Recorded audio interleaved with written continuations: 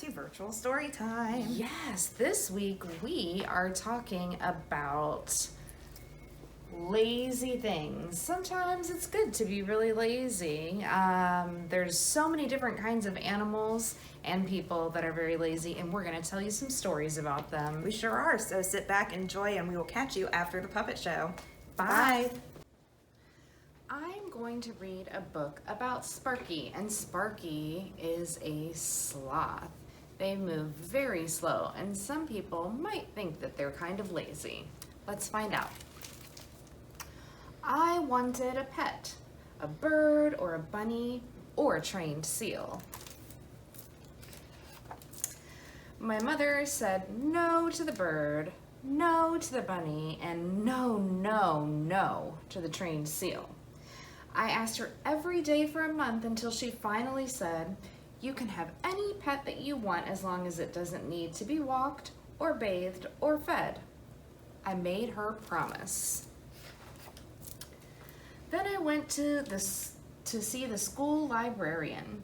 Mrs. Kinklebaum, who knows everything in the world, pointed me to Volume S of the Animal Encyclopedia. This is what I found. Sloth. Sloths have been known to sleep more than 16 hours a day. That's a lot. They sometimes hang upside down in trees, barely moving for long periods of time. They survive by eating leaves and drinking the dew that collects in them. It is said that sloths are the laziest animals in the world. My sloth arrived by express mail. He was about the size of a medium-ish dog with a flat nose and a monkey face. My mother was not happy, but a promise is a promise, I said. Sparky, I decided, that will be your name. I took him outside to his tree. Sparky went right to sleep. I made a sign and put it under the tree that says, "Guard Sloth, enter at your own risk." It was 2 days before I even saw him awake. He didn't know a lot of games, so I taught him some. We played King of the Mountain, and I won. We played hide and seek, and I won. We played Kung Fu Fighter, and I won. We played Statue, and Sparky was very, very good. That weekend, Mary Potts came over to investigate. Let me show you what Mary Potts is like. This is a picture of her room. She looks very proper. Before she even took off her coat, Mary said, "Let me see your new pet." I had some worries, but I took her out to Sparky's tree. He opened his eyes and looked at us. Then he closed them again. I rubbed his belly, but it was too late. We stood there for a while, watching him sleep. His fur ruffled gently in the breeze. "I feel sorry for you," Mary said. "My cat can dance on her hind legs, and my parrot knows 20 words, including God and ice cream." "Sparky knows tricks too," I told her, but she didn't believe me. The next day I made a poster and nailed it to the tree right outside Mary Potts' house. "A trained sloth extravaganza, countless tricks to show you." All week we trained in secret. Sometimes Sparky slept through practice and I had to poke him awake. Sometimes he forgot what he was doing and we had to start over. Sometimes he took so long to fetch that I went inside and had dinner while I waited. I was starting to think the poster had been a mistake, but a promise is a promise. On the day of the trained sloth extravaganza, my mother set up lawn chairs. 3 people came to see Sparky perform. My mother, Mary Potts, and Mrs. Edwin, the crossing guard. Mrs. Edwin approved of Sparky because he never ran in the streets. "Do I look like a ringmaster?" I asked my mother. "You look very interesting," she told me. I put a little glitter on Sparky just before the curtain went up. I kept wishing I had written 2 tricks on the poster instead of countless tricks. "Play dead, Sparky," I said, and he did. "Roll over," I said, and he didn't. "Speak," I commanded. We all waited and waited. Speak? I said. Sparky looked at me. The only thing you could hear was the wind in the trees. He has a very pretty coat, doesn't he? Mrs. Edwin said finally.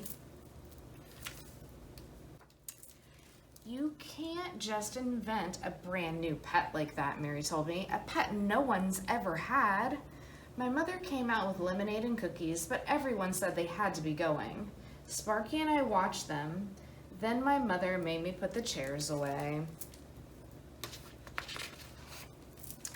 Afterward, I gave Sparky a cookie, but he ate it so slowly that I took it back again.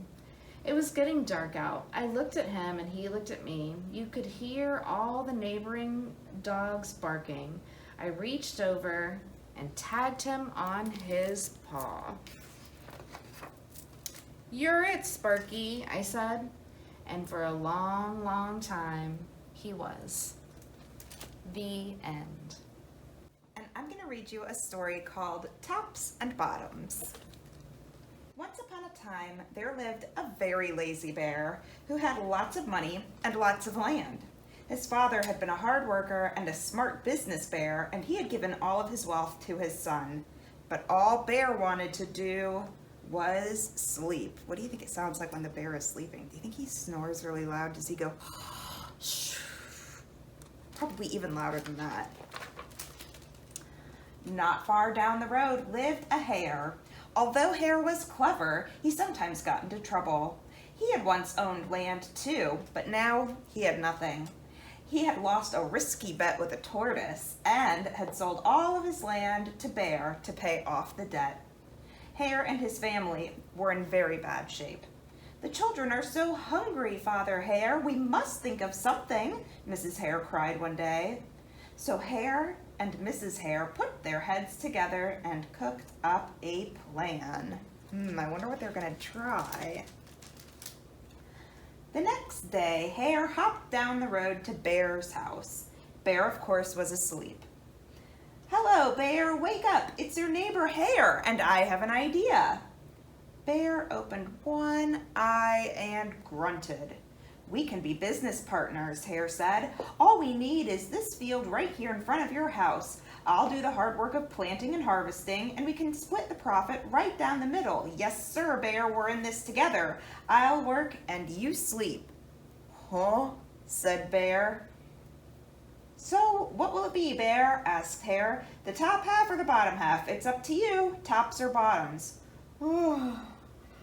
Let's see, Bear said with a yawn. I'll take the top half, Hare. Right, tops. Hare smiled. It's a done deal, Bear. So Bear went back to sleep, and Hare and his family went to work. Hare planted, Mrs. Hare watered, and everyone weeded. They are very, very busy. Bear slept as the crops grew. When it was time for the harvest, Hare called out, "Wake up, Bear! You get the tops and I get the bottoms." What do you think he planted? There we go. Hare and his family dug up the carrots, the radishes, and the beets. Hare plucked off all the tops, tossed them into a pile for Bear, and put the bottoms aside for himself. That was pretty clever, kind of sneaky. Bear stared at his pile. But Hare, all the best parts are in your half. You chose the tops, Bear, Hare said. No, Hare, you've tricked me. You plant this field again, and this season, I want the bottoms. Hare agreed. It's a done deal, Bear. So Bear went back to sleep, and Hare and his family went to work. They planted, watered, and weeded. Bear is still sleeping. Bear slept as the crops grew. When it was time for the harvest, Hare called out, "Wake up, Bear! You get the bottoms and I get the tops." What do you think he planted this time? Find out. Hare and his family gathered up the lettuce, the broccoli, and the celery. Hare pulled off the bottoms for Bear and put the tops in his own pile. Oh, it looks like Bear just ended up with a bunch of roots. Bear looked at his pile and scowled. Hare, you have cheated me again. But Bear, Hare said, you wanted the bottoms this time. Bear growled. You plant this field again, Hare. You've tricked me twice, and you owe me 1 season of both tops and bottoms. You're right, poor old Bear, sighed Hare. It's only fair that you get both tops and bottoms this time. It's a done deal, Bear. So Bear went back to sleep, and Hare and his family went to work. They planted, watered, and weeded, then watered and weeded some more. Bear slept as the crops grew. What do you think they planted this time? When it was time for the harvest, Hare called out, "Wake up, Bear! This time you get the tops and the bottoms." There, in front of Bear's house, was a high field of corn. Hare and his family yanked up every corn stalk. Hare tugged off the roots at the bottom and the tassels at the top and put them in a pile for Bear. Then he carefully collected the ears of corn in the middle and placed them in his own pile. Bear rubbed his eyes and watched. See, Bear, you get the tops and the bottoms. I get the middles. Yes, sir, Bear, it's a done deal. Uh-oh, what do you think's gonna happen next? By now, Bear was wide awake. That's it, Hare, he hollered. From now on, I'll plant my own crops and take the tops, bottoms, and middles. Hare and his family scooped up the corn and hopped down the road toward home. Bear never again slept through a season of planting and harvesting. Hare bought back his land with the profit from the crops, and he and Mrs. Hare opened a vegetable stand. And although Hare and Bear learned to live happily, One day, a farmer and his wife went to market. They saw some pigs that were for sale. "Such good round pigs," said the farmer. "We must buy them." "What a lot of work it will be to raise these pigs," said the farmer's wife. "It will not be hard. We will do it together," said the farmer. The farmer and his wife brought them home to their farm. The next day, the farmer's wife came to the farmer and said, "My dear, you must come help me plant the corn so our pigs will have something to eat." Now, the farmer was a very lazy man. He liked to spend most of his time lying in bed, asleep with his head on the pillow. The farmer said, "If you will plant the corn today, I will help you another time." "But when?" asked the farmer's wife. "On the day that the pigs bloom in the garden like flowers. On that day, I will help you plant the corn," said the farmer. In the morning, when the farmer woke up, he looked out of the window. He saw that the pigs were blooming in the garden like flowers. But he put his head back down on the pillow and went to sleep. "What a lazy husband I have," said the farmer's wife, and she planted the corn herself. Soon after, the farmer's wife came to the farmer and said, "My dear, you must help me dig a hole and fill it with mud so that our pigs have a cool place to sit." The farmer said, "If you will dig the hole today, I will help you another time." "But when?" asked the farmer's wife. "On the day that pigs grow in the trees like apples," said the farmer. "On that day, I will help you dig the hole." In the morning, when the farmer woke up, he looked out of the window. He saw that pigs were growing in the trees like apples. But he put his head back down on the pillow and went to sleep. "What a lazy, lazy husband I have," said the farmer's wife, and she dug the hole and filled it with mud. By and by, the farmer's wife came to the farmer and said, "My dear, you must help me carry buckets from the well so our pigs will have fresh water." The farmer said, "If you will carry the buckets today, I will help you another time." "But when?" asked the farmer's wife. "On the day that the pigs fall out of the sky like rain. On that day, I will help you carry buckets of water," said the farmer. In the morning, when the farmer woke up, he looked out of the window. He saw that pigs were falling out of the sky like rain. But he put his head back down on the pillow and went to sleep. "What a lazy, lazy, lazy husband I have," said the farmer's wife, and she carried the buckets of water from the well herself. When the corn was ripe, the farmer's wife came to the farmer and said, "My dear, you must help me harvest the corn so our pigs will have a fine dinner." But the farmer yawned and said, "I wish the day would come when those pigs would disappear like snow in the spring. On that day, I will really rest well." In the morning, when the farmer woke up, he looked out of the window. He did not see pigs anywhere. They were not blooming in the garden like flowers. They were not growing in the trees like apples. They were not falling out of the sky like rain. They had disappeared like snow in the spring. "What have I done?" cried the farmer.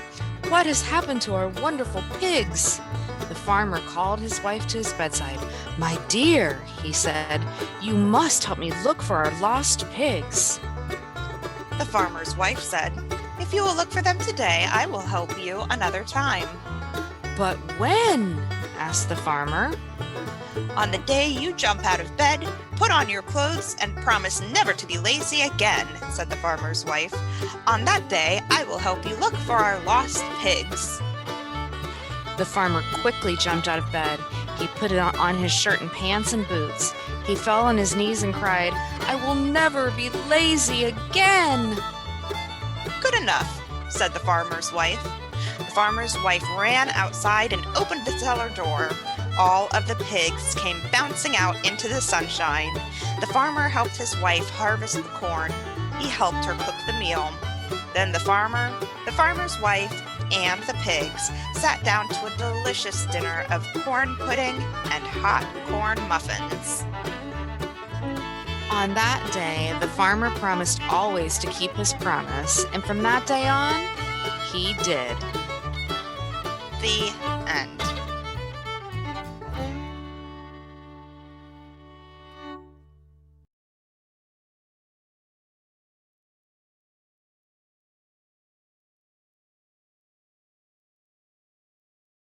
Hello and welcome back. I hope you were lazy while you enjoyed all of those great stories and that puppet show. Yes, and if you liked the story of Sparky the Sloth, you will really enjoy this week's craft, which is making your own sloth. So you can come by the library and pick up the supplies for that. You can come inside or do it curbside, whatever you prefer. And we will be posting the instruction video for that tomorrow so that you can learn how to make your very own sloth buddy. So I hope that you all have a really great week, and we will catch you next time at Virtual Storytime. Bye.